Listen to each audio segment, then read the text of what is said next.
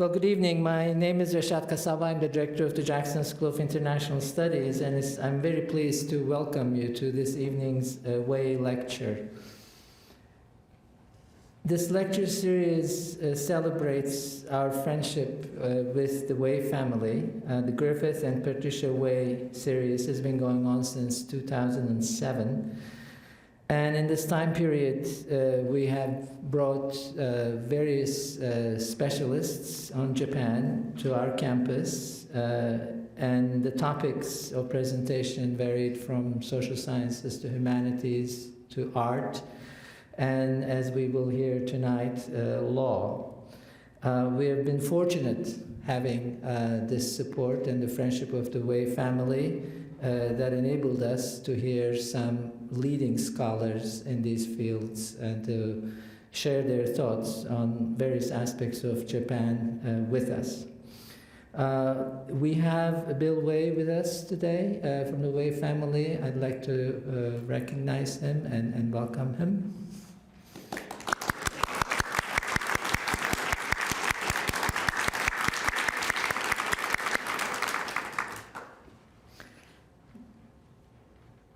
Before I call my colleague Ken Pyle, the interim director of the Japan program, I want to share with you some leadership changes that are going on in that program.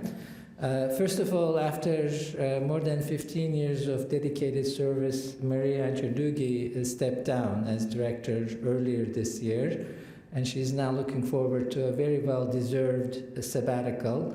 Marie, as you know, lives and breathes Japan. She has been a tireless advocate of this program and everything that goes in it.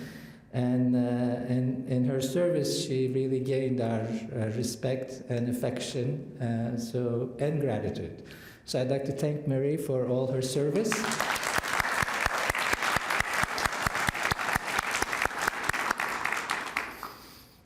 And I'm also pleased to tell you that as of January 1st, Ken Oshima will take over as the chair of the Japan program. Ken is a very well-known, recognized professor in the Department of Architecture. Again, a worldly renowned scholar. And in the short time that I've known him now, I've really respect him for his dedication, and I'm looking forward to his leadership and working with him in the years to come. Ken is with us too.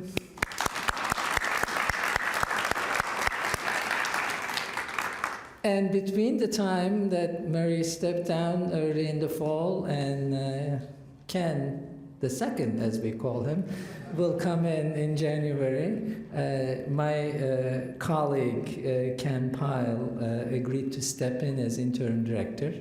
Ken's contribution to international studies, the Jackson School and the Asian Studies Japan program, I really cannot do justice in listing here and reminding you.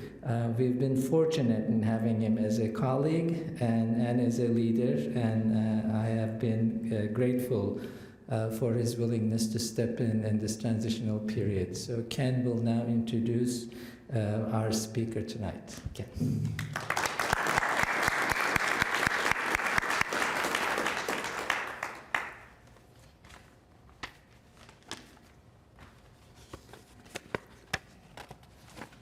Well, thank you, Rashad. It's an honor to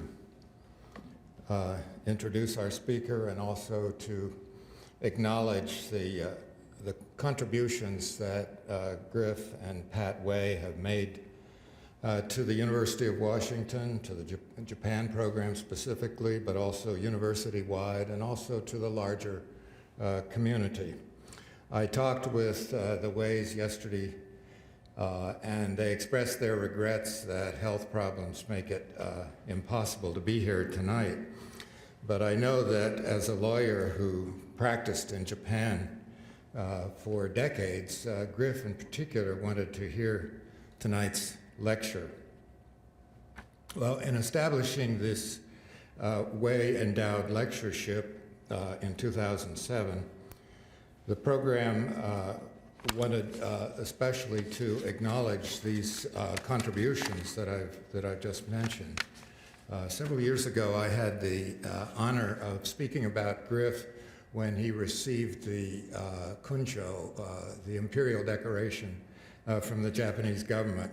And I remember how astonished I was to gradually find out the many different things that Griff had done over the years. Besides art collection, and he had been a language translator in the South Pacific, and his work as a translator saved literally thousands of lives. In one case, other kinds of things I began to find out. He was active in the Japan Alpine Club and helped with some of the major Japan climbers on their international expeditions. The thing I loved the most, though, was he helped Yoshida Shigeru, the post-war prime minister, translate with his son Yoshida's memoirs. And Griff found out that Yoshida had a particular hair tonic that he really loved, and it was made in England. And so Griff got in touch with somebody in London and had it brought aboard a ship to Tokyo, and Yoshida had his Rolls Royce sent down to pick it up. So he has had all these wonderful experiences. Given the topic of tonight's lecture, I think it's appropriate to recall, too, that Griff helped Professor Dan Henderson establish at the University of Washington more than half a century ago this country's first pioneering academic program in Asian law. And Griff actually occasionally taught in it and also contributed to its textbooks. So tonight we're fortunate to have as the Way lecturer Professor Dan Foote, and it's our further good fortune that we're welcoming him back this year to the UW faculty, where he taught from 1988 to 2000 before leaving to join the law faculty of the University of Tokyo. So this fall he rejoins us as the Dan Henderson Professor, an arrangement by which he will be teaching part of the year here and part of the year at Todai. So I understand he lectures in Japanese at Todai, no mean achievement. The first American, I'm told, to accomplish that in that elite institution. Dan Foote has had an exemplary career. Both his undergraduate and law degrees are from Harvard, magna cum laude. He's also been a visiting professor at the Harvard Law School. He clerked for Chief Justice Warren Burger, and he's author of a vast number of books and articles, both English and Japanese. So Professor Foote will speak to us tonight on Japan's new jury system. Dan.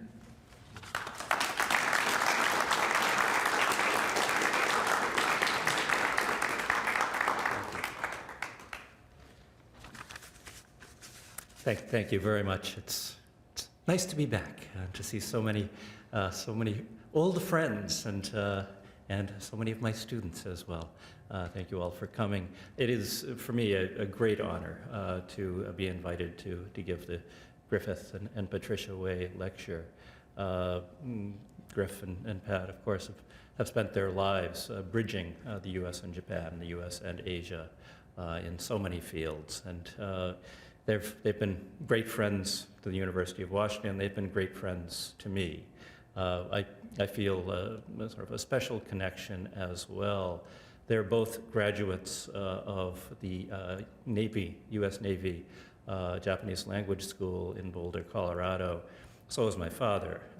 And in 2000, there was a reunion of the Boulder boys and girls, and I was able to attend that with my parents, but the Ways were there as well. So that to me is another real connection. I had a visit with Griff and Pat about 2 weeks ago. Griff expressed regrets that he's no longer running marathons, but he looks as though he could. They both look great. They're both as engaged and as engaging as ever.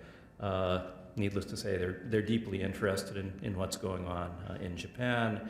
They're even more deeply interested in what's going on here at the University of Washington and the Jackson School. I know that today's talk is being taped. I hope that I'm sure they will watch it, and I hope it may pique their interest in one other development. And I look forward, I'll be off to Japan for 2.5 weeks, but then I'll be back and look forward to visiting with them in January so I can answer their questions in person. And with that, I'll turn to today's topic. I should apologize in advance for my PowerPoints in Japan. I do lecture in Japanese, but I put up lots of PowerPoints in Japanese, but so my students basically will have notes that they can follow along in case they're having trouble following what I'm saying. And so it's kind of in that style. This is essentially an outline with very few visuals and lots of text in what will go up. But I will proceed. First, the new jury, and it's in quotation marks because it's not a true jury. It's a mixed panel, a lay participation system, 6 lay judges together with 3 professional judges. This was one of the recommendations of the Justice System Reform Council. This was a council that met for 2 years, 1999 through 2001. And it made hundreds of recommendations. It's a huge set of recommendations. They led to well over 20 major laws, many more amendments to other laws, and many reforms that did not require new laws. But of all the reforms, it has been the jury system that has gotten the most attention. It's within Japan still, before it went into effect, huge coverage. To me, it was quite striking that the mass media that had been highly critical of the criminal justice system, as soon as this was announced, they then began jury bashing. That touches at least on some of the themes that come up. But the system itself, it applies only to serious criminal cases, and it's mandatory. In those cases, even if the defendant admits all the charges and is not contesting, you still must hold a trial for that case if it's in one of the covered categories. It's the lay judges, a few of the aspects that are a contrast to the US. First, lay judges may ask questions. Professional judges as well, but they may ask questions of both witnesses and the defendant, and they do. In many cases, every single one of the lay jurors asks at least one question, and some ask many questions. One other feature, they determine both guilt and sentence. So it's not simply the guilt determination, but it's also involved in the sentencing, and the sentencing phase is not separated. That has been one debate. At least in contested cases, should you hold the sentencing phase separately so that information about someone's personality, for example, character, doesn't influence the decision on guilt or innocence. But they determine both guilt and the sentence. And this is part of the Japanese system. Appeal is permitted from acquittals as well as convictions. The appeals in these cases are heard by 3-judge panels, professional judges only. The initial projections were that there would be about 3,600 cases per year, about 3% of all criminal trials that would be covered by this system. The actual numbers, the highest number was half that. 1797 is the highest number to date. And that's in large part because the crime rate has gone down about 30% from 2006. But it's also the percentage of cases being tried to the system is down. It's not the 3%, but it's roughly 2%, which suggests prosecutors are maybe charging at lower levels to avoid having them subject to the jury system. And one other aspect, as of September 30th of this year, a total of about 50,000, including alternates, had served as lay judges in the system. The courtroom, the three professional judges are in the middle, the lay judges are on both sides. Defendant or the witness stands in the front with prosecutor on one side, defense counsel on the other, and a court clerk in the middle. There was a lot of debate that went into what should the courtroom look like, where should they sit, but this is what they ended up with. There is an historical precedent which did have some impact on how this system was set up. There was an Anglo-American style jury, 12-member jury deciding only guilt, with the judge deciding the sentence, only for denial cases, contested cases, and it was optional. The defendant could opt out of this system, which was adopted. It was part of the Taisho democracy era. And in fact, the trials were quite active. There was very good press coverage, and the acquittal rate was considerably higher than it was for judge trials in same categories in those years. But it was hardly used. The initial projection there was 2,600 cases per year. The highest was the first year when it was 133. Overall, in 15 years, it was under 500 cases that were taken to the jury. All the others opted out and opted to be tried by judges. Why so few? In the Japanese, the dominant storyline is kokuminsei, Japanese character. Japanese trust judges, and they're not suited to expressing their own opinions. So the jury just didn't work.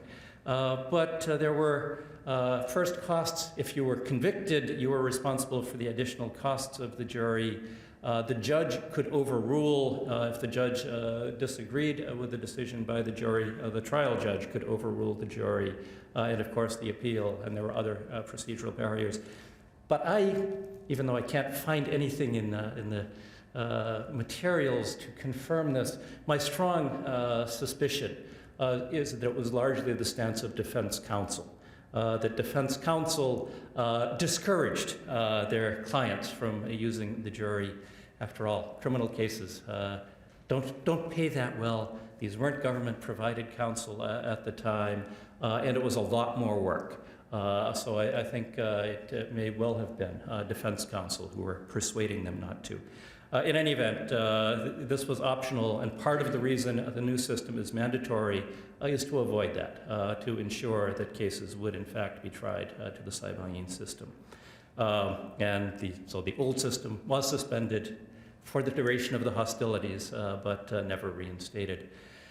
The new system, why was it adopted? The Japanese public, their dominant reaction was puzzlement. You tell us it's for us. Nobody asked us. What do you mean you're giving us this system?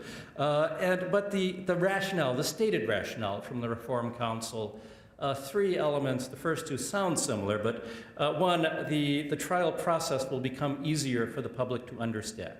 The trials will have to be easier to understand for the lay members to understand them. And the second was public understanding overall will increase. There'll be attention, media attention to the jury system. People will have served as lay judges, and that will lead to greater public understanding.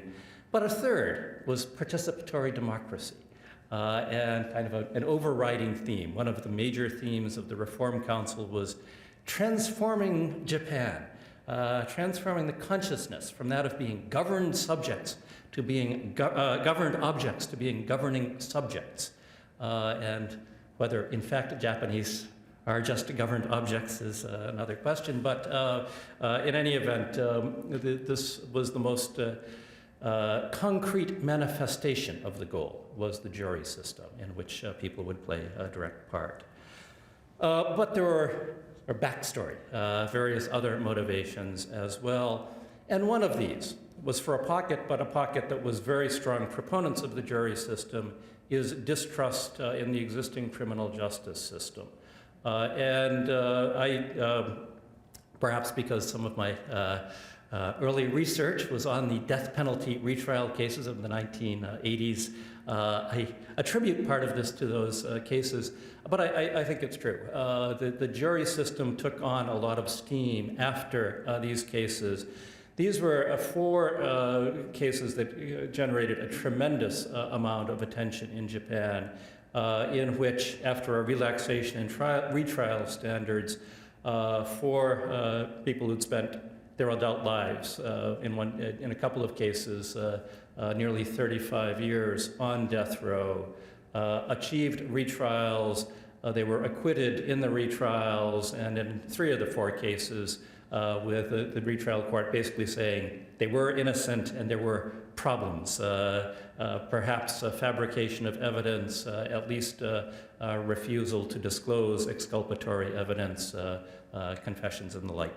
In any event, that led to a lot of soul searching and a lot of criticism. And among the major criticisms, one is there is a presumption of innocence in Japan, at least in theory, but it's also a system in which there is a 99.9% plus conviction rate, and even in contested cases, it's 97 to 98% a conviction rate. So in part, judges everyone who comes before them is guilty, and that the subconscious impact on presumption of innocence, that you need to have outsiders who won't be that influenced.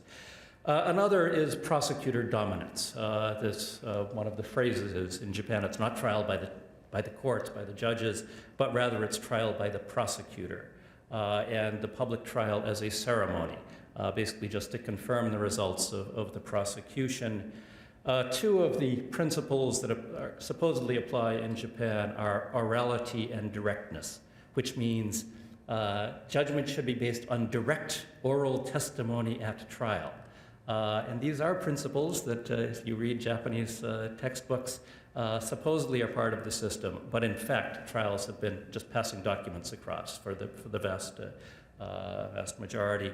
And those documents are not verbatim, they rather are confession statements or witness statements prepared by the prosecutors and then signed or stamped by the witness or the defendant.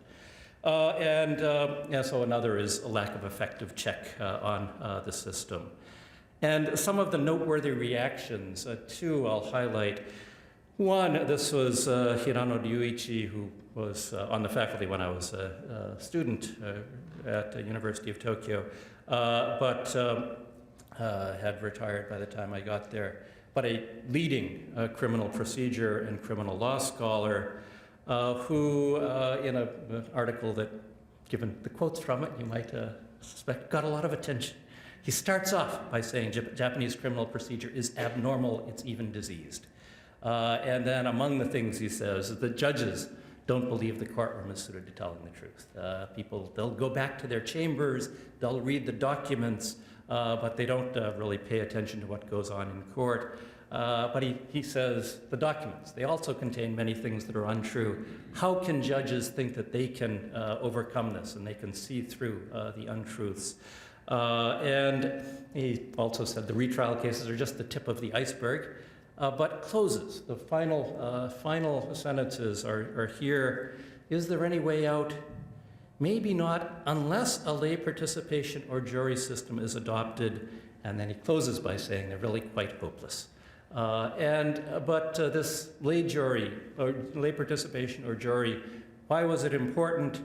Well, in part because it would bring different eyes. It would bring, in part it was the distrust of judges being able to really uphold the presumption of innocence.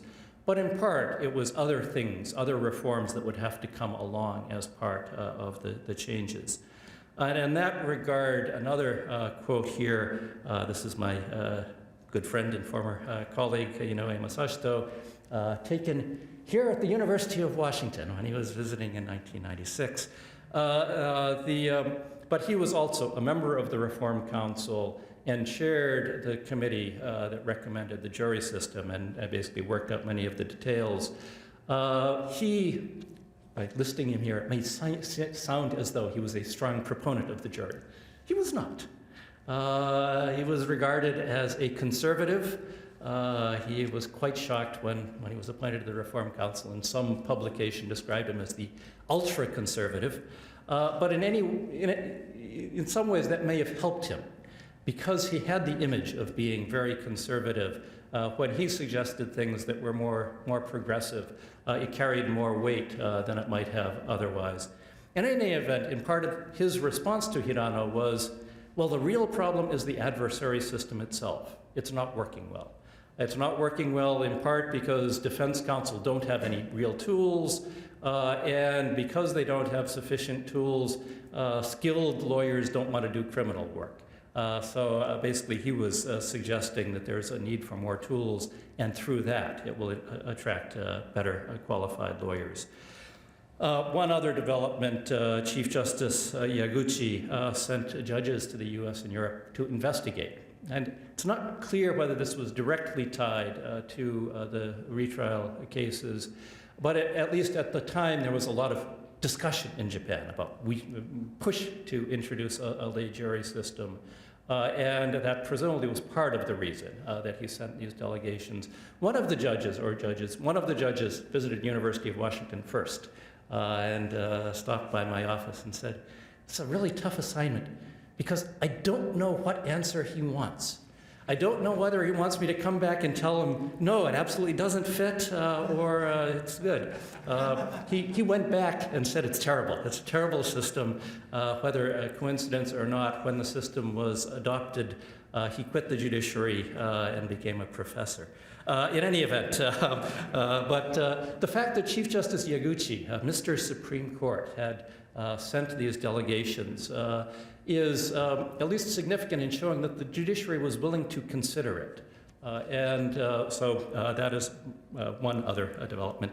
And another motivation relates to the victims' rights movement, which so-called victims' rights movement took on a greater steam in the 1990s. And part of that movement was a perception that judges are too soft. They're not reflecting the common sense of society in their sentences. So from a different direction, we need the general public to be involved in the sentencing.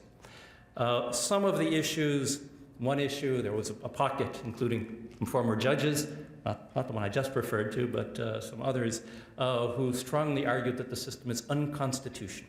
The Japanese constitution calls for trials by courts, and implicit in that is trials by judges. And the Supreme Court calls for the independence of judges. And the judges won't be independent because the lay members will influence them or override them. The Supreme Court had no trouble with that. Rather brief opinion saying it is constitutional. Another debate, should it be a true jury or a mixed panel? If it's a mixed panel, what should the numbers be? A very hot debate, but without going into that, the resolution was 6-3. It actually allows for 4-1, 4 lay members and 1 professional judge in uncontested cases, but it's never been used. It's always been 6-3. Another issue, can the defense counsel handle this new system? Will they? And lots of questions about the judiciary. And then some other concerns, the general public. Can they understand? My students, their reaction was, well, to be a saibain, you need to know law. And these people who don't know any law, of course, we can't trust them to serve. But can the general public understand enough? Will they voice their views? Judges, Japanese, particularly with authority figures like judges, will they actually be able to participate? Will they even be willing to serve? And another issue is there are quite strict confidentiality provisions. So turning to some of the impact. First, with regard to the presumption of innocence, the acquittal rate is, at least statistically, unchanged. Previously, I think 0.45% for these categories of cases. It's just about 0.5%. It's essentially unchanged. There is one category where it is changed. And that's drug smuggling. That's a broader category of drug cases, but it's particularly drug smuggling cases where tourists who were in Thailand, someone in Thailand says, could you please take this box of chocolates back to my girlfriend in Japan? And the tourist who takes it back, and it turns out to be full of heroin. And in those cases, in the prior 3 years, there had only been one acquittal by judge trials. Now, in 5+ years, there have been 18. So this is one category where there has been a substantial increase in acquittals. Somebody on a committee looking at the system said, obviously they don't understand, we should take away these drug smuggling cases from the Saibayin system. But at least if you look at it as presumption of innocence, maybe they really are, at least in these cases, paying attention to that presumption. Another, sentencing. What's happened? Are they reflecting the common sense of society? Well, there has been a statistically significant increase in sentences for rape and other sex-related crimes. Otherwise, the median is basically unchanged, but there's a much greater level of variability. With judges, they were very concentrated. It was a very small soba, very small window. But with the advent of the Saibayin system, both lower punishments and higher punishments. So the example here, in murder, there is an increase in sentences over 15 years, but an even greater increase in sentences under 5 years. And one other interesting development is there's been a great increase in the use of suspended sentences with a supervision by a probation officer. And Japanese law provides for this, but it traditionally has not been used much at all. When I was first studying criminal justice back in the 1980s, I read various articles that said, no, we don't use it because it doesn't work. Probation officers are old, they can't relate to these young offenders. It's just not, the system's not working. And therefore, either we give suspended sentences with no need for supervision, or we send them to prison. But at least now the jury, the mixed panels, are using it much more. And they're at least showing, presumably, their faith that this system should work. Maybe it will bring greater pressure on re-examining probation officer system itself. But there's also, they make comments, Saibayin, to the defendant after trial. At least they're allowed to. And many of them have made comments about, we believe in you. We really are counting on you to reform yourself and rehabilitate yourself. So at least one of the themes that comes out from these comments is a faith in rehabilitation by many of the Saibayin. Others, the push for an invigorated trial, so this is, at least I view this as part of Professor Inoue's view of how, and Professor Hinano's view of how the jury system will change Japanese criminal justice.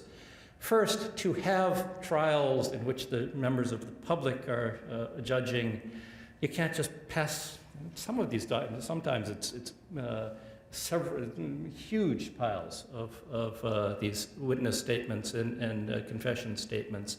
And expecting Saibayin to read all of them was just not possible. So the trials, the slogan in Japan is, trials must be one that you can understand by seeing with your eyes and hearing with your ear, listening with your ears, based much more on in-court testimony by live witnesses, tested through cross-examination. But to have that, you need a stronger adversary system. And also various reforms to the adversary system, greater access to counsel, right to appointed counsel. If you don't know the existing system in Japan, but the existing system, there's a right to appointed counsel under the Constitution, but it applies to the accused. And the accused is upon indictment. And by that point, basically the investigation process is completed, including often up to 23 days of questioning, and so many suspects weren't getting counsel until after this was all over. That has changed. There's greater access to meetings with counsel and various other reforms. And these have been proposed many times in the past, but without something like the lay participation system, they just become lip service. This has brought about, helped bring about many of these changes. So, with these changes, what's happened with Defense Counsel? Has it led to a stronger adversary system? In some respects, yes. There is some greater specialization, essentially similar to a public defender system in the United States. There is a system, nationwide, a system for legal support, and staff attorneys there. Many of them handle criminal cases and have undertaken a fair amount of specialized training in how to handle these lay trials. So there have been some advances in training as well by National Japan Federation of Bar Associations, or many local bar associations have set up training programs. And there are pushes for further reforms to criminal justice as well. But for me, it's a work in progress with regard to Defense Counsel. And first, even before the system was adopted, a number of local bar associations adopted resolutions opposing it, or at least calling for a delay in introduction of the system. There's a survey of, it was about a somewhat over 50% response rate, with nearly 1,000 lawyers responding just before the system went into effect in April and May of 2009. And this was lawyers, they were negative. And similar questions to the general public, lawyers were basically across the board much more negative than the general public. They thought Saibain will be influenced by the mass media. They'll be swayed by emotion, etc. The proposition that these trials will be fairer than trials by professional judges only, they strongly disagreed with that proposition, and self-interest comes into play. It's going to be economically worse for us. It's going to be a huge amount of work. Preparation will be very difficult, as other aspects of their attitudes. Unfortunately, there hasn't been a follow-up. I've urged the group to conduct a follow-up survey of lawyers to see whether those attitudes have changed. A couple of years ago, I was asked to speak at one local bar association's annual meeting on the Saibain system. And it turns out part of the reason they wanted me there was because there is still so much resistance and reluctance among many of the members there. And so, at least from that, I got a sense that it's still a work in progress. And training isn't systematic. Some areas have done a lot of it, others not so much. A recent panel discussion, I was struck by this quote. It's unlike the prior system where any lawyer could handle criminal defense. This new system requires more specialization. That whole attitude, any lawyer could do it, is really what I think Professor Inoue was getting at. You might think Japan's new professional law schools would help, and many have set up clinics and put a lot of effort into them. But this doesn't appear on the bar exam, and many students very few students are really committing to that. And how are they doing? Well, the Supreme Court, the courts, after completion of service, they have each of the Saibain fill out a questionnaire. And the answers are similar from year to year. These are results from the most recent, the 2013 survey. And one of the questions is, how were the prosecutors? Were they easy to understand, hard to understand? How were defense counsel? So you can see here, prosecutors do pretty well. Defense counsel don't. The easy to understand, only 36%, hard to understand, 17%. And that defense counsel say, well, it's much easier for prosecutors. They have access to the information, we don't. And there's truth to that, but it's also that the comments. One is that we couldn't understand what they were getting at when they asked their questions. But one of the other comments from this recent panel discussion about defense counsel role is that it often seems to be a lack of strategy, not even being clear what their strategy is going into the trial. So it's not simply that it's a tougher role, but it seems that prosecutors, in fact, are doing a much better job on the whole. How about the judiciary? And here, I'm much more hopeful, It's, if the judiciary had wanted to undermine this system, they could have easily. They could have dominated discussion. They could have made the process, even for recruiting Saibayin, a very difficult one. There was quite a lot of resistance before adoption, reluctance among judges. But once it was decided, the judiciary has done a lot of work to make this system succeed. They had a 5-year preparation period, and they used it. They conducted many surveys of the general public about what the barriers were to serving on juries, how they could address those. They conducted many mock deliberations with real judges sitting with members of the public, videotaped them, saw what went well in facilitating discussion, what didn't work well. They also had another major project to put legal lingo into everyday language. So they put a lot of effort into this and really looking to many of the ideals of what the system was. And they've continued. And here, one of the items that I'm struck by is this insistence on maintaining orality and directness, direct in-court testimony, and even in confession cases. And of the cases that go to these mixed panels, somewhat over 40% are denial cases. I think it's 56 or 57% are confession cases.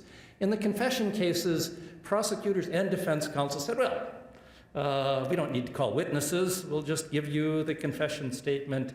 Surely you don't expect us to have to go through the burden of bringing in witnesses. And defense counsel were going along. The courts said, no, that's not what the system is. And they insisted pushed both sides to call witnesses. And now, on average, there are 2 witnesses per confession cases. And in the denial cases, I think the average is between 5 and 6 witnesses who are called. Here, judges do very well with regard to their explanations, and the questioning as well. Often, some anecdotal accounts, but judges who lay members don't know quite how to ask a question, and during breaks they'll say, "Well, I'm interested in this," and the judges will say, "Well, here is how you can ask it," and give them basically guidance on asking questions. Are they dominating deliberations? It doesn't seem so. They've undertaken a lot of efforts to facilitate deliberations. Again, the survey of those who'd served. One of the questions is, how was the atmosphere for deliberations? And overwhelmingly, they say it was easy to talk. Were deliberations sufficient? Again, well over 70%. Every year, it's over 70% yes on both of these. Anecdotal accounts, despite the confidentiality requirements, there's a book that came out last year, Interviews with 14 Saibayin, and I was asked to do a comment in it on my reactions to these interviews.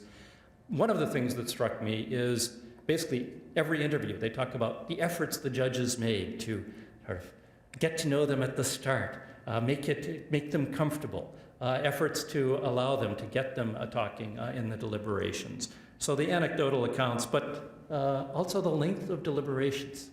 Confession cases, where presumably the big issue is sentence. They're admitting the crime. The average for deliberations is, in 2014, almost 9 hours. And in the denial cases, the average is, almost 15 hours? So these are lengthy deliberations. I was a law clerk in a case that was actually seemingly a fairly complex conspiracy for bribery case in the United States, where the jury came back in 15 minutes. They didn't have to. They didn't have to talk about sentence, so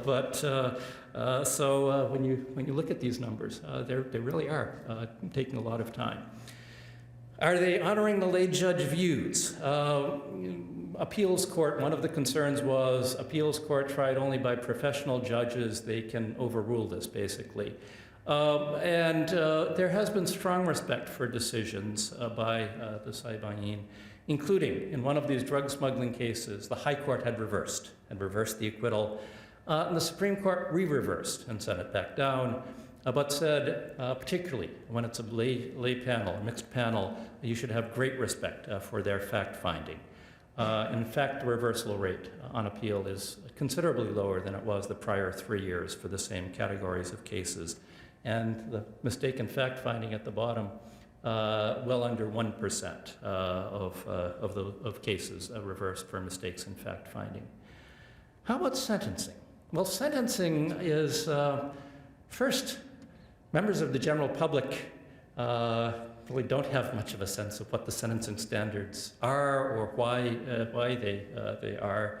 And there has been a lot of guidance to the lay jurors, including the Supreme Court and the courts have created a large database, and a database that is used. It's clear that the judiciary has announced as well that we refer to the database.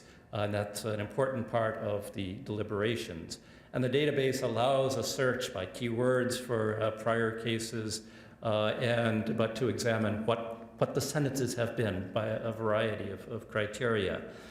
So that is used. And a case that drew a lot of attention earlier this year is one in which the Supreme Court reversed on sentencing grounds. And this was one that was child abuse, severe child abuse, repeated child abuse that led to the death of a 1-year-old. And the prosecutors had asked for 10 years. The panel, the court sentenced 15 years. And you can be sure that they referred to the database in doing this, but nonetheless came in at 15 years. The Supreme Court said, well, if they'd given a sufficient explanation of why the difference, maybe it would be okay, but fairness in sentencing is very important, and this was so far outside the normal range that it's unfair, and they reversed.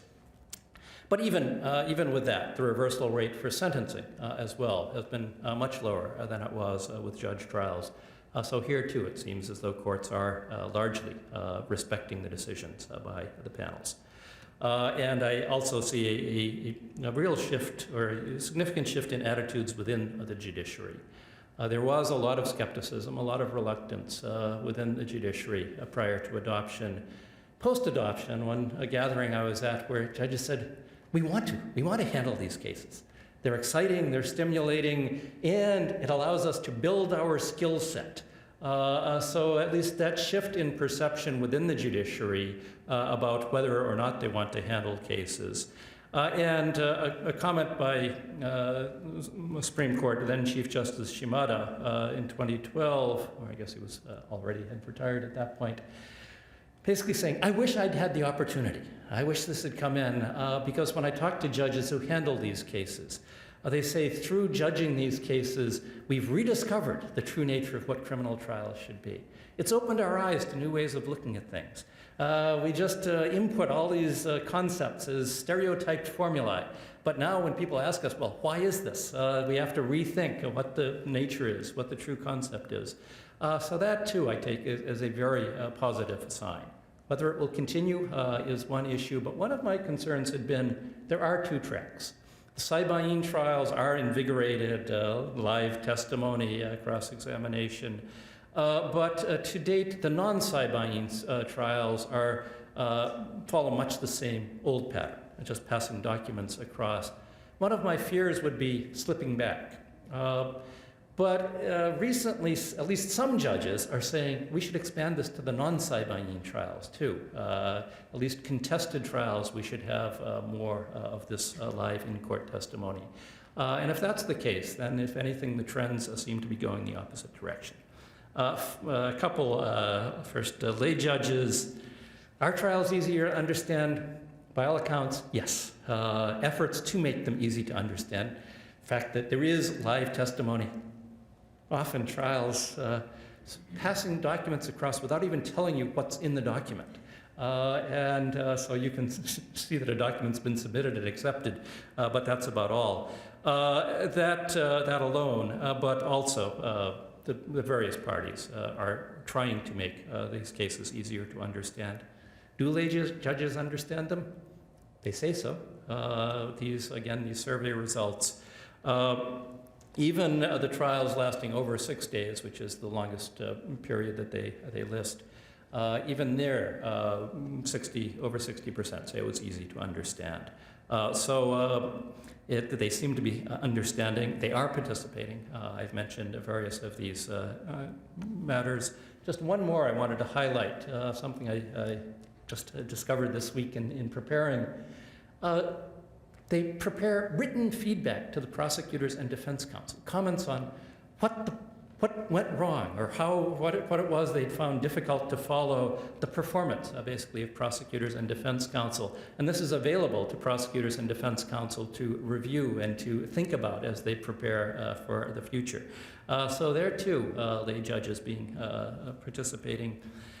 And when asked how they feel about participating, these are those who've, right at the end, and it's the courts that are conducting this survey, so maybe even if they were unsatisfied, they'd feel compelled to say they liked it.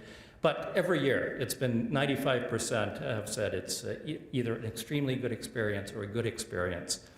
And even those who said, I didn't want to serve, and 18% of those who served said, I didn't want to serve, even they, the extremely good and good combined, it's almost 89%. So a very good experiences. Confidentiality is another concern. There are strict confidentiality requirements, and at least on paper, by law, subject to fines, or in cases where you leak secrets of deliberations, possibility of imprisonment for up to 6 months. And the scope is not very clear. So by one view, this has a chilling effect. People they don't know where the line is drawn, so they're very reluctant to talk. And one of the striking aspects for me in these interviews is that family members and colleagues at work as well don't ask questions. Several of them said, well, nobody asked me about it. And I think part of that is embryo, that they know about the confidentiality requirements, so they don't want to put the person in an uncomfortable position by asking questions. But there is a benefit. It shields them from the mass media, and that's one of the big concerns. We're afraid the mass media will come and pounce on us, and the strict confidentiality requirements do provide that. Just finally, a couple of slides, I think, a few more slides. But one on the general public. Has this led to greater understanding? And here, the survey, the same group that did the survey of lawyers, they've done 3 surveys of the general public, asking various questions.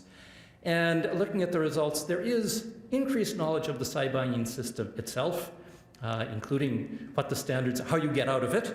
And there are statistically significant increases in knowledge about the criminal justice system, and also concern over suspects and defendants' rights.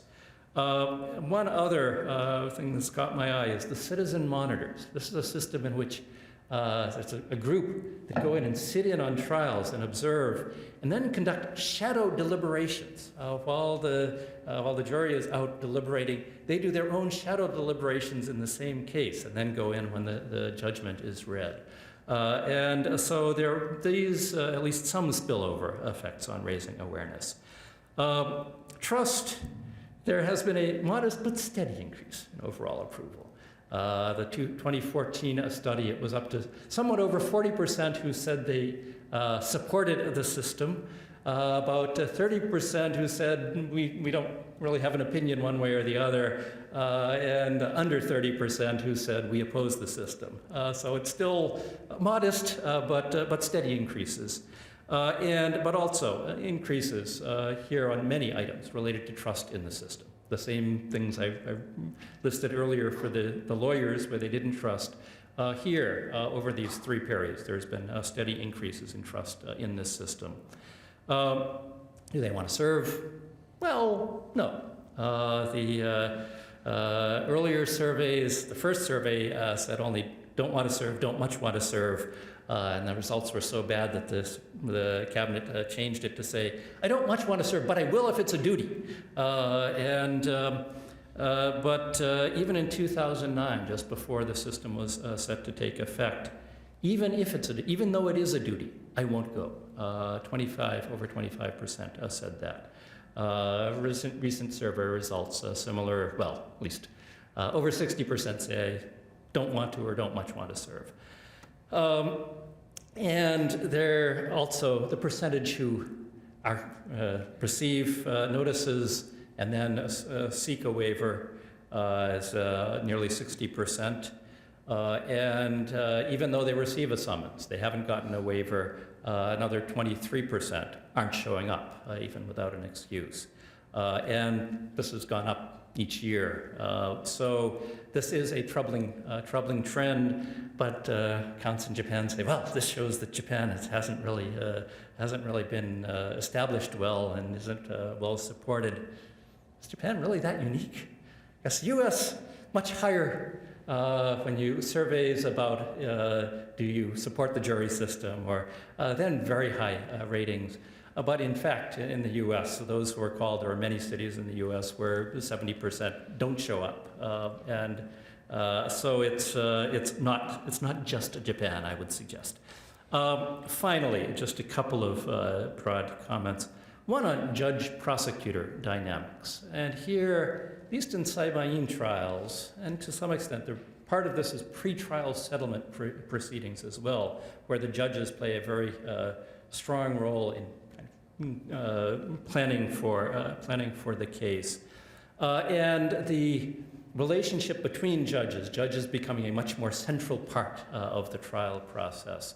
I see this as one shift that has come about in part because of the introduction of the system. Participatory democracy, well, it's an awful lot to place on a jury system to say that it's going to shift the mentality from governed objects to governing subjects. One can imagine first direct impact on those who've served, and there's a great study, if you're not familiar with it, John Gastel, Cindy Simmons, and others, who were University of Washington professors, and the Jury and Democracy project started here, and I think is still housed here. They were both recruited away by Penn State, but this is a wonderful empirical study of the impact of jury service on involvement in voting, but also various other civic affairs. And they found in the US that if you're involved in a jury, in a complex case with long deliberations, among other things, a further impact on involvement in civic affairs thereafter. I've got a group of former students who are nearly done with the translation for this. I'm hoping that when it comes out in Japan, the Supreme Court may take a look and say, well, we should do a study like this here in Japan too. So far, at least, there's great resistance to doing anything of that sort. But John Gestel and Cindy visited Japan, and they observed that by one view, well, in Japan, it's together with professional judges, so maybe less of a role and less impact. But a different view is being able to deliberate on the same footing with professional judges who were above the clouds, and to realize that you can play a role may well have a greater impact on behavior thereafter. So I very much hope that we can do a study along those lines. But in any event, even including the alternates, it's only about 10,000 people per year for the direct impact. Indirect, from there to governing subjects, I think that's quite a long stretch. But I do see at least now more acceptance of the notion that citizens do play a role, this greater trust in Saibai and being able to play a role. And the justice system is no longer seen as the exclusive preserve of judges. So in that regard as well, while it doesn't go quite so far as a major change in mentality about governing, I do see these as very important broad trends in Japanese society. And with that, ご清聴ありがとうございました。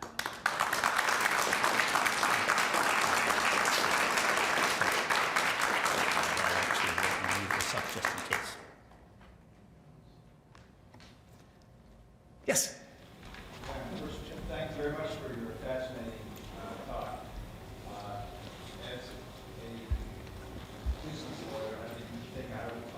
talk about it. Jury system would be so interesting. Although I did have one opportunity to participate as a juror in a criminal trial in the United States, so I guess I could. In Japan, you wouldn't. In Japan, lawyers are, by some views, exempt, but they're not. They are not permitted to serve. Well, that used to be the practice here. Yes, that did.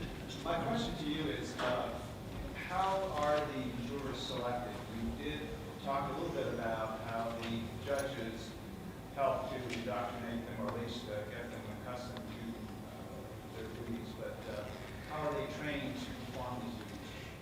In terms of training, I think not much. In terms of selection itself, it is randomized and I think through voting rolls, but which are much more comprehensive. But it's chosen by lot. They're sent out. Part of the questionnaire includes are there certain times of year when you might be able to serve that are better than others? So really trying to make it much easier for them to find a time that would work for them. But it is chosen by lot, but there's also great confidentiality about or who serves. I'm sure there are data on age breakdown. Pretty sure age breakdown is pretty much over 70. It's also, if you don't want to serve, you're exempt. You're allowed to just say on that basis, I don't want to serve. But up till that point, I think each cohort is pretty evenly represented. In terms of training, there are some questions, or I guess questions to jurors to determine whether they have a connection to the case, for example, bias. But that's done by the judges. Lawyers and prosecutors are able to provide. There's a set of standard questions that's already been agreed upon. They're allowed to provide other questions that they say should be asked, but it's not in open court. So it's the judges who ask those questions. The training is presumably basically on the job. It's judges giving them some guidance before they go in, but also during the course of the trials, during breaks where judges give them further explanations. And then, of course, in the deliberations, they're together with the judges. So jury instructions as well. There's nothing along the U.S. lines of giving jury instructions in open court. It's rather that the judges provide the instruction, presumably behind closed doors. And yes? I'm curious about popular culture. Here in the United States, the courtroom drama is so common on the small screen, the big screen, the book, that 12-year-olds have a good sense of how a trial works, what the prosecutor does, what the defense attorney does. From all of the concern about whether the sight-lining would understand trials, I'm guessing that that's not the case in Japan. It is not the case in Japan. It has not been the case in Japan. There are a few dramas on trials that actually have some trial scenes, and those are based on contested cases where there were actually some calling witnesses. But historically, there have been lots of dramas about prosecutors and prosecutor questioning, and lots of dramas about lawyers. But not the trials themselves. They haven't been a centerpiece.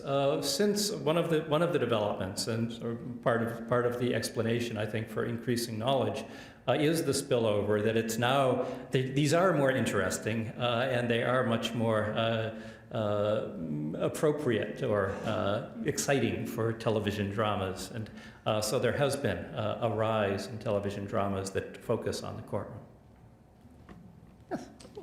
You went through some kind of shoots of optimism. You heard some quotes that some things are working well and greater transparency.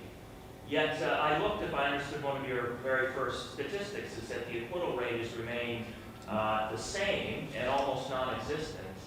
What does that say then about the Japanese jury system? And is it possible that they are falling into still a view that we're not going to overturn what's brought, or we're not going to even rule against what's brought towards us? It just seems awfully, I mean, that at the end of the day, to me, is the biggest statistic, and the fact that it hasn't guess there's always been a debate in Japan, this 0.5% acquittal rate. Is it because the courts are basically, they're not scrutinizing carefully enough, they're being led on,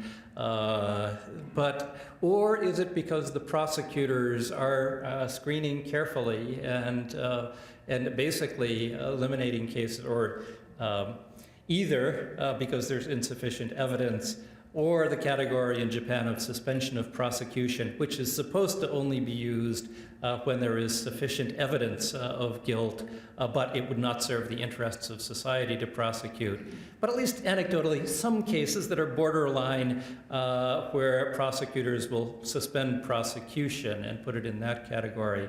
But at least by virtually all observers do agree that prosecutors are much more careful in the cases they take to trial in Japan than in the US, for example.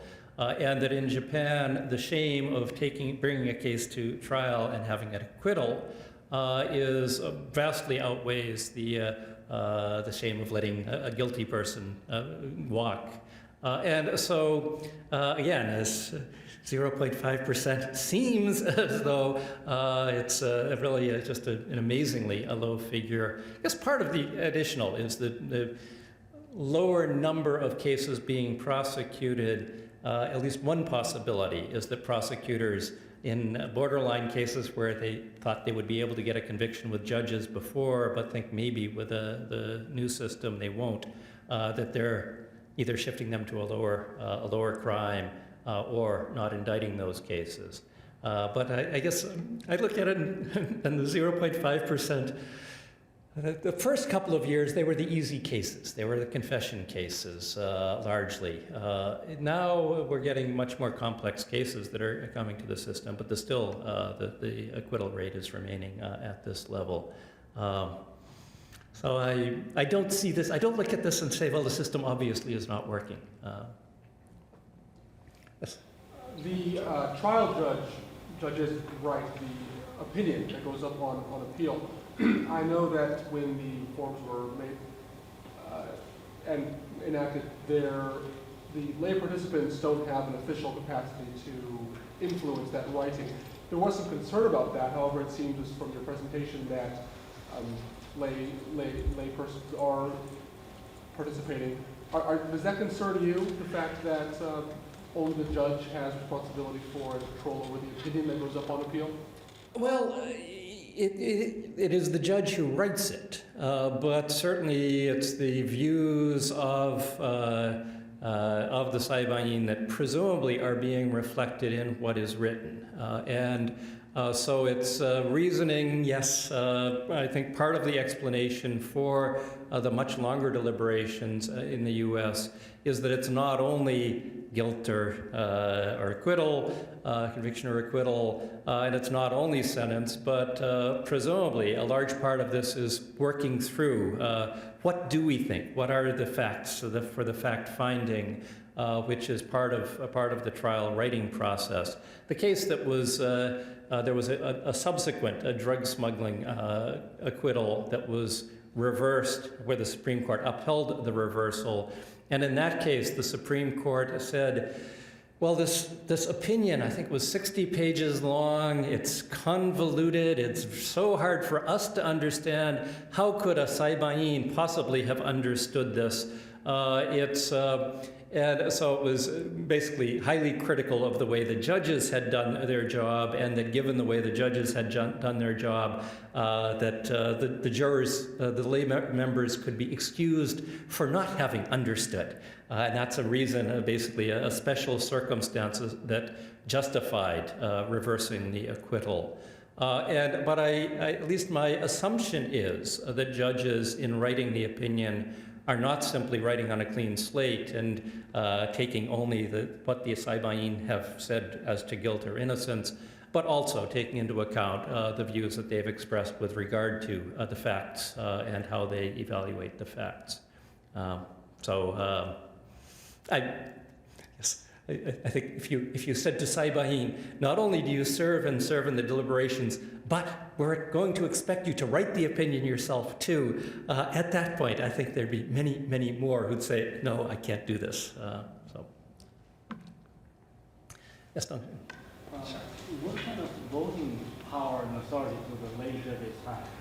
The reason this question is that in China, under the influence of the Soviet system, lay judges have the equal power and authority as the judges, but they are always outvoted because there are more number of judges than lay judges. So what is the situation? In Japan, you need to have a majority and at least one of each group. So the Saibain, there are 6, presumably if 5 of them were to say acquittal, and they could outweigh the 3 professional judges and 1 other. But by the system, either for conviction or acquittal, you need at least 1 of each group to agree. So it does, in that sense, give a veto power to a minority professional judge if the professional judge disagrees. But one of the great debates over what the numbers should be as well was very much, they'll be dominated if it's more professional judges, for example. Ken, you had... Yeah, a historical question. You started off by talking about the experimentation in the Taisho period. I'm curious, given the occupation's enthusiasm for pure democracy almost, was there serious discussion? My understanding is that there were those in the occupation who said, what? No jury system? Of course you need a jury. Japan needs a jury system. But my understanding is that Alfred Oppler, who was German administrative law judge, and he himself wasn't a fan of the jury system. And I believe Tom Blakemore, I've been told that Tom Blakemore also was not really a fan of the jury system.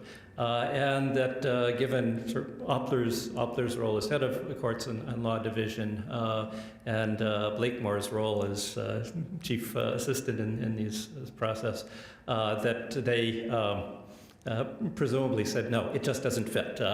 They tried it in Japan, and Japanese people aren't, so they accepted the kokuminsei view, is my understanding. Yes? In the 1923 to 33 jury system, there was a note that was an all-male jury system. Yes. I'm sure it's not that today, but do you have any idea of a gender breakdown? You said age by age, you thought it might be proportional, but what about gender? I think it's about even, but I have somewhere in my computer, I think I actually have, afterward I can take a look, but I'm quite sure that it's pretty much even, gender breakdown as well. Yes? What would be the attitude? I mean, you know, from those of us who spend time in Japan know that taking time off from work is looked down on by fellow workers. I mean, if somebody is a juror on a jury trial, how is he viewed by his fellow workers? Not sure how he's viewed by his fellow. Only one of these. Let me back up. Prior to introduction, one of the other efforts that the judiciary made was reaching out to big businesses and trying to persuading many big businesses to cooperate, to say that they would give their workers not only leave time, but paid leave time to participate in the system. So at least as a formal matter, many businesses have agreed. And one of the stories by these was somebody who had a job in, I think, a trucking company or something, and he went in and by law, you don't have to give paid leave, but you do have to give leave. But he went in and sought leave, and his company said, if you take it, forget it, you've lost your job. And he did. He lost his job and said, but it was worth it. I got another job, and I like my new job better. But nonetheless, there are employers of that sort too, and presumably the much smaller employers and where much less pressure to conform and to give leave time. As to reactions of other workers, I don't know. And one of the things that I mentioned that struck me in these accounts is other workers didn't ask me. They didn't ask me about my experiences, and I think there may well be that reluctance. I guess I would have thought, go back on the job, and at least they want to know, they want to find out what it was like. And whether this is just such a small sample, you can't generalize from it. But I did find that striking. Could you put this in the context of other legal changes around the same time? As Bill was pointing out, this acquittal rate is moving. Are there other areas where you're seeing much more dramatic legal changes than this, or is this pretty typical, sort of slow, incremental change? I actually see this as quite dramatic change. It's the acquittal rate notwithstanding, the changes in criminal procedure, the access to counsel, expansion of access to counsel, the increase in discovery, so ability to get access to documents held by prosecutors, a shift in attitudes toward voluntariness of confessions, at least examining them much more closely, and under the guise of the lay members won't be able to understand. Therefore, we are requiring the police to release their memos, that they were taking handwritten memos about what the interrogation session was like. It's under the guise of this new system. But in fact, that's the sort of thing that under the prior system, if you don't have access to that sort of memo, you're not really in a good position to understand whether it was voluntary or not. And at least it has tied into, and in large part because of some other scandals, but a push for audio taping or videotaping of the interrogation sessions. And the initial pushback was, no, absolutely not, we can't possibly. And that will, the dynamic of questioning, having a taping will make it impossible. And then, well, grudgingly, we will allow taping, but only the very, very final stage, which is equivalent to basically after 23 days of questioning, this is what I did. It's basically reciting, and the prosecutors would read aloud what they have put in writing and say, this is true, right? And say, yes. That's what they were willing to agree to. But now there's been a real push for audio taping throughout. And there's still a lot of resistance, and it's tying into, well, if we do that, then we'll need to have, John Haley will object to the word plea bargaining. We will need to be able to give people special benefits in return for their confessions. Because audio taping will make it so hard to get confessions. But to my mind, in any event, all of these are really, at least in the criminal justice context, these are major changes that have been, at least some have been seeking for decades. And to see them come about, at least in part, as a result of this system, I see it's quite dramatic. So, yes, John. You invite my question. Yes. Comparing Japan's acquittal rates with U.S. acquittal rates, if I take 100 cases that go to the prosecutor where there's evidence of guilt, how many of those 100 cases would there be a trial on the facts in the U.S., and therefore an acquittal rate would be meaningful as opposed to Japan? Well, maybe you can provide the answer to that, to your own question. At least the sort of the plea bargaining rate, typically over 90%. And so plea bargains in the Japanese context are not recognized. So the confession cases where I admit to it, yes, and if anything, challenging only the sentence. That in Japan, not only do they require a trial, as I've mentioned, judges are saying, and you can't just have a simplified trial here. we're going to make sure that you call witnesses, at least a couple of witnesses, to ascertain the case. Yes, if you leave out the 90%, figures look quite different. But it's still, so for me, much more significant is even in the contested cases, where the conviction rate, 97 to 98% conviction rate. And there, I think, contested cases in the U.S., it depends on the area, but considerably lower. Maybe you know the relevant statistics, but it's so that's the comparison that I would draw. And there, I think it's that too, even in contested cases, having that high a conviction rate is striking. Do I have time for one more brief question? One more brief question? Yes, sure. You talk about this all coming out of the reform in the criminal system, but is there any discussion about having a system like this in civil? There has. It turns out that the Reform Council, in fact, considered that and then decided to limit it only to not only criminal, but a small slice of criminal. But subsequently, there's at least been some discussion. It's a limited discussion. It's not likely, in my view, to go anywhere anytime soon. But to this opinion survey of the general public, where they're asked not only one of the questions in which they've shown increasing knowledge is what cases are subject to the Saibani system, but another is what cases are appropriate for the Saibani system. And one of the fact patterns that's been used is large-scale, corruption, but and let's see, how is it?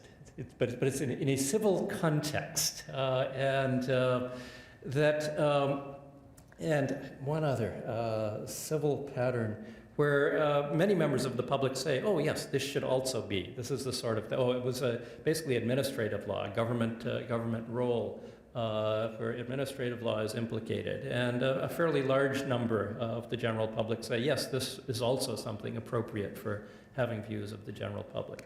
I don't think it's going to come about anytime soon, but there is at least now debate that we've come this far. Shouldn't we be thinking about introducing this more in administrative cases involving the government and some segment of civil cases?